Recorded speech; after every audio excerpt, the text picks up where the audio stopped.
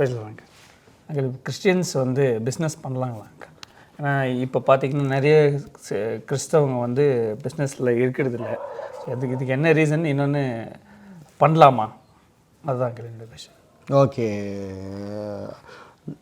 இந்தியாவில் வந்து அநேக கிறிஸ்தவர்கள் பிஸ்னஸில் சில இடத்துல இல்லை, எல்லா இடத்துலையும் இல்லை, சில கிறிஸ்தவர்கள் நல்லா பிஸ்னஸ் பண்ணுறாங்க. வெளிநாட்டிலலாம் கூடுதலாக ஹபி லாபி இவங்கெல்லாம் நல்ல இவங்க தாங்க, அந்த மாதிரி பண்ணுறாங்க. பட் கிறிஸ்தவர்கள் ஏன் இந்தியாவில் அதிகமாக பண்ணுறதில்லைன்றது ஒரு கேள்விக்குறி தான். ஆனால் பண்ணணும், சபை தான் அதை டீச் பண்ணணும் பிஸ்னஸ்ஸு. ஏன்னா பைபிளை பார்க்கும்போது நம்ம முப்பிதாக்கள் எல்லாமே பிஸ்னஸ் பண்ணது தான். ஆபிரகாம், ஈசாக்கு, யாக்கோபு, இன்னும் பிஸ்னஸில் ப்ரில்லியண்ட்டு ஜோசப். சேவிங் மெத்தட்லாம் பார்த்தா கற்றுக்கணும் உலகமே ஜோசப் கிட்ட. அதே போல் நியூ டெஸ்ட்மெண்ட்லேயும் அநேக ஸ்திரீகள் பிஸ்னஸ் வெமனாக இருந்திருக்காங்க. ஸோ ஆண்டவர் வந்து வாக்கு கொடுத்துருக்கிறார், உன் கையின் பிரயாசத்தை நான் ஆசீர்வதிப்பேன்.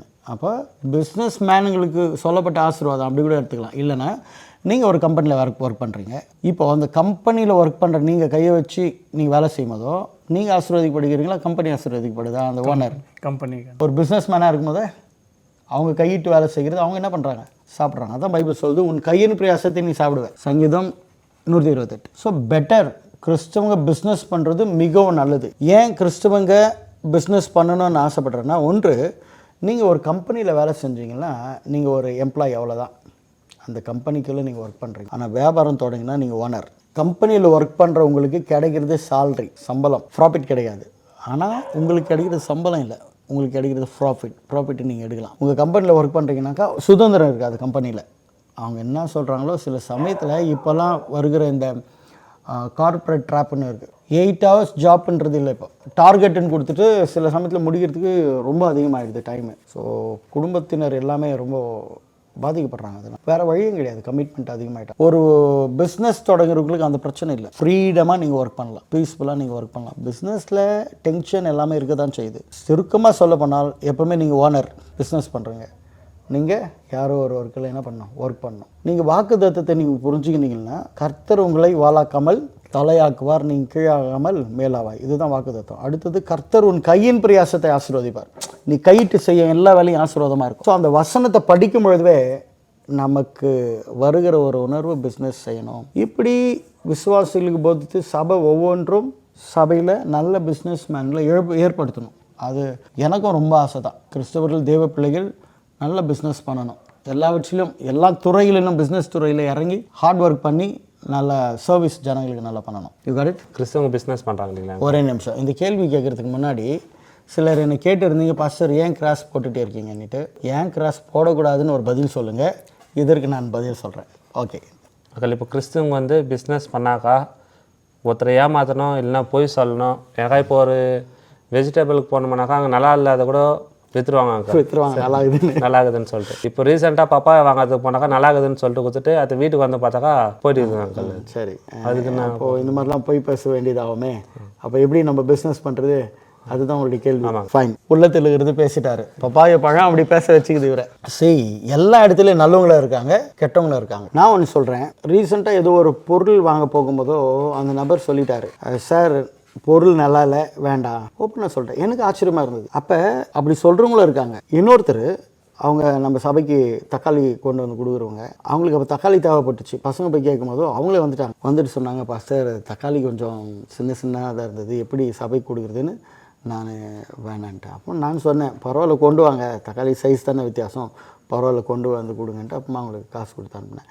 நேர்மையானவர்களும் இருக்கத்தான் செய்கிறாங்க. இப்போ நான் என்ன சொல்கிறேன்னா, ஒருவேளை நீங்கள் சொல்கிற மாதிரி இந்த மாதிரி பொய்யான வியாபாரிகள், லாப நோக்கத்துக்காகவே ஜனங்களை லூட் பண்ணுறவங்க இருக்கிற மத்தியில் நேர்மையாக பிஸ்னஸ் பண்ணுங்கள். ஜனங்களுடைய டிமாண்ட் என்ன, அவங்களுக்கு எப்படி கமாண்டிட்டியை நம்ம சர்வீஸ் பண்ணுறது. அப்போ நல்ல விதத்தில், நல்ல நோக்கத்தோட தேவ பிள்ளைங்க ஒரு மாடஸ்ட்டாக தேவையான அளவுக்கு ஒரு லாபத்தை வச்சு கட்டாயம் பிஸ்னஸ் என்ன பண்ணணும், பண்ணுறது நல்லது. இப்போ நீங்கள் நல்லவங்க பண்ணாது விட்டால் அது நல்லவங்க நான் சொல்கிறது நல்லவங்க எல்லா இடத்துலையும் இருக்கிறாங்க. இப்போ கிறிஸ்தவங்களை கூட போலியான விதத்தில் வியாபாரம் பண்ணுறவங்களும் இருக்க தான் செய்கிறாங்க சில பேர். நான் சொல்கிற நல்லவங்கன்றது நேர்மையாக நீங்கள் பண்ணுறவங்க. நீங்கள் பண்ணாத பட்சத்தில் பொல்லாதவர்கள் தான் என்ன பண்ணுவாங்க, அதை பிடிச்சி ஜனங்களை ஏமாற்றுவாங்க. அந்த இடத்துல நீங்கள் அவன் ₹1 வாங்கி ₹10 விற்கும் போதோ நீங்கள் ₹1 வாங்கி அதை வந்து குறைஞ்ச லாபத்துக்கு என்ன பண்ணலாம், நீங்கள் விற்கலாம். அப்போ ஜனங்க உங்ககிட்ட தானே வருவாங்க. ஸோ தட் அப்படி பார்த்தா உலகத்தில் எல்லாமே தப்பு பண்ணுறவங்க தான் நிறைய பேர் எல்லா வச்சுக்கலாம். அப்போ அது செய்கிறாங்க, அதனால நான் அதில் இறங்கி நான் செய்ய மாட்டேன்னு நம்ம சொல்லக்கூடாது. அவன் தப்பு பண்ணால் நீ நீதி பண்ணு, நல்லது பண்ணு. So that is very good. Business பண்ணுறது ரொம்ப நல்லது. எந்த பிஸ்னஸாக தொடங்குங்க.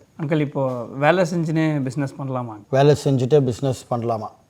என்னுடைய ஸ்மால் சஜஷன் அதுக்கு முன்னாடி சொல்லிடுறேன். சில வேலைங்க அவங்க சில வேலையில் ப்ரொஃபஷ்னலாக இருக்கும்போது சட்ட பிரகாரம் அவங்க வேறு வேலையை செய்யக்கூடாது. அப்படி ஒரு பிரச்சனை இருக்குது. மற்றபடி சம்பளம் பத்தலை, ஒரு நடுத்தர மக்கள், அந்த பிரச்சனை இல்லாதவங்க, அந்த வேலையில் வந்து அந்த கண்டிஷன் இல்லை, அப்படி இல்லைன்ற பட்சத்தில் அவர்கள் சைட் பிஸ்னஸ் பண்ணுறது நல்லது. வேலை இப்போ வந்து காலையில் போய்ட்டு ஒரு 3:30 மணிக்கு வந்துடுறாங்க.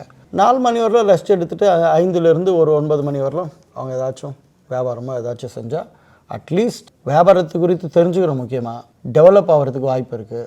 ஒரு வேலை செய்கிறத விட இந்த பிஸ்னஸில் அதிகமான லாபம் வர்ற பட்சத்தில் பிறகு வேலையை விட்டுட்டு டோட்டலாக பிஸ்னஸில் கான்சென்ட்ரேட் பண்ணலாம். Yes, it's good. ஆனால் சில ப்ரொஃபஷ்னல் ஒரு வேலையில் தான் அவங்க இருக்கணும்னு இருக்குது. அப்போது அது அவங்க தான் பார்த்து செய்யணும். சிலர் என்ன செய்கிறாங்கன்னா அந்த ஐடியா அவங்க தான் தருவாங்க, அவங்க மனைவி என்ன பண்ணுவாங்க, அதை செய்ய வைப்பாங்க. இல்லை வீட்டில் நம்பிக்கையான ஆளை யாராச்சும் ஒன்று செய்ய வைப்பாங்க, இவங்க தான் பிரெயினாக இருப்பாங்க. So you can do such way.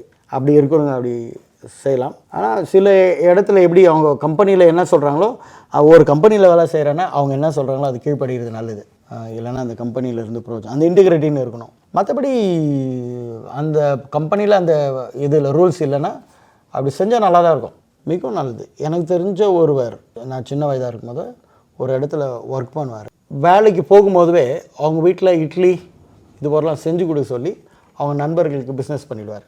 வேலைக்கு போயிடுவார். வரும்போது அங்கே சில பொருட்கள் இருக்கும், அந்த பொருட்களை ஹோல்சேலில் வாங்கி ஜஸ்ட் ட்ரெயினில் போகும்போதே சேல் பண்ணிவிடுவார். அப்போயே ஒரு நாளைக்கு அவருக்கு ஒரு ₹500 வரும். அப்போதுக்கு அது பெரிய காசு தான் சின்னதாக இருக்கும்போது. So that's good side business. இந்த நிகழ்ச்சி சில பேருக்கு புதிதாக இருக்கும். கவனிங்க, வேதத்தில் தெளிவாக நம்ம பார்க்கும்போது அநேக பிஸ்னஸ்மேன்கள் வேதத்தில் இருந்திருக்காங்க, புது ஏற்பாட்டிலே இருக்காங்க. ஊழியத்தை தாங்கினவங்க கூட சில சமயத்தில் இந்த பிஸ்னஸ் பீப்புள் தான். சபையில் அநேக விசுவாசிகள் பிஸ்னஸ் பீப்புளாக எழுமணும். ஏன்னா கர்த்தருடைய வாக்குத்தத்தமே, கர்த்தர் உன் கையின் பிரயாசத்தை ஆசீர்வதிப்பார், உன் கையின் பிரயாசத்தை நீ சாப்பிடுவேன், உனக்கு பாக்கியமும் நன்மையும் உண்டாயிருக்கும். இதுபோல் அநேக வாக்குத்தத்தங்களை பார்க்கணும். வாக்குத்தத்தத்தை பிடிச்சி ஜனங்களுடைய டிமாண்ட் என்ன, எந்த பிஸ்னஸ் பண்ணால் நம்ம ஜனங்களுக்கு சர்வீஸ் பண்ணால் நம்மளும் பழகலாம். நீதியாக பிஸ்னஸ் பண்ணுறது மிகவும் நல்லது. இனிமேல் சபையில் இருக்கிறவங்க தேவ பிள்ளைகள் பிஸ்னஸ் பண்ண ஆரம்பிச்சிங்கன்னா நல்லது. அப்போ கர்த்தருடைய ஆசீர்வாதத்தை நம்ம அனுபவிக்கலாம். நம்ம வேதத்திலையும் அநேக பரிசுத்தவான்கள் பிஸ்னஸ் பண்ணியிருக்காங்க. இந்த நிகழ்ச்சி உங்களுக்கு பிடிச்சிருந்தா இதை பற்றி யோசிங்க, இதை குறித்து பேசுங்க. பிஸ்னஸ் விரும்பினா ஸ்டார்ட் பண்ணுங்கள், மற்றவங்களுக்கு ஷேர் பண்ணுங்கள். May God bless you.